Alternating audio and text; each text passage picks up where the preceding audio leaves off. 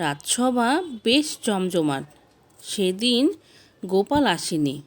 মহারাজ ঘোষণা করলেন, আপনাদের মধ্যে যে গোপালের বাড়ি থেকে কিছু চুরি করে আনতে পারবেন, আমি তাকে উপযুক্ত পুরস্কার দিব। গোপালের বাড়িতে চুরি অসম্ভব। কেউই এই প্রস্তাবে সম্মত দিলেন না। সভায় উপস্থিত এক লোভী দরিদ্র ব্রাহ্মণ পুরস্কারের লোভ সামলাতে পারল না, তাই তিনি রাজি হয়ে গেলেন। সেই রাতেই শীত কেটে তিনি ঘরে ঢুকলেন। গোপাল সব ব্যাপারটা আগেই কারো কাছ থেকে জানতে পেরেছিলেন। অতি লোভী ব্রাহ্মণকে বেশ ভালোভাবে নাকাল করার লোভটা আর কিছুতেই সামলাতে পারল না গোপাল।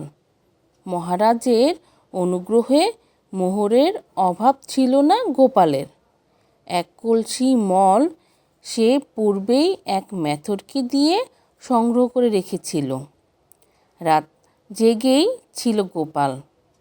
শীত কাটার শব্দ শুনে কলসিটা ঘরের মধ্যে এনে তার উপর কয়েকটা মোহর সাজিয়ে রাখল। আর ব্রাহ্মণ শীত কেটে যখন সবে মাথাটা তুলছেন, তখন তার টিকিটি কেটে নিল।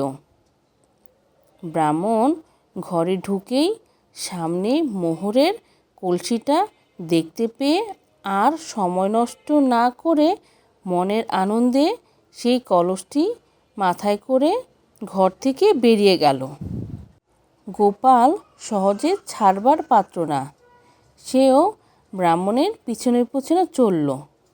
ব্রাহ্মণ যখন রাজসভায় পৌঁছাতে যাবে, তখন গোপাল পেছন থেকে একটা ইটের টুকরো ব্রাহ্মণের মাথায় বসানো কলসি লক্ষ্য করে ছুটতেই কলসিটি ভেঙে গেল, আর সমস্ত বিষটা ব্রাহ্মণের মাথায় গায়ে মাখামাখি হয়ে সে এক বীভৎস ব্যাপার হলো। গোপাল মহারাজকে বলল, দেখুন মহারাজ, চোরের কি শাস্তি। মহারাজ সেই দৃশ্য দেখে আর সেখানে থাকতে পারলেন না, নাকে কাপড় দিয়ে পালালেন। ব্রাহ্মণও লজ্জায় ঊর্ধ্বশ্বাসে নদীর দিকে ছুটলেন।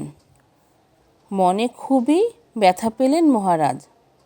তার জন্যই বেচারি ব্রাহ্মণ গোপালের ঘরে চুরি করতে গিয়েছিল, আর তাই আজ তার এ অবস্থা হলো। যাই হোক, তিনি গোপাল আর ব্রাহ্মণকে রাজসভায় ডেকে এনে ব্রাহ্মণের কাছে দুঃখ প্রকাশ করে তাকে পুরস্কার করলেন। মহারাজ বুঝলেন, গোপালের সঙ্গে লাগতে যাওয়া বুদ্ধিমানের কাজ নয়।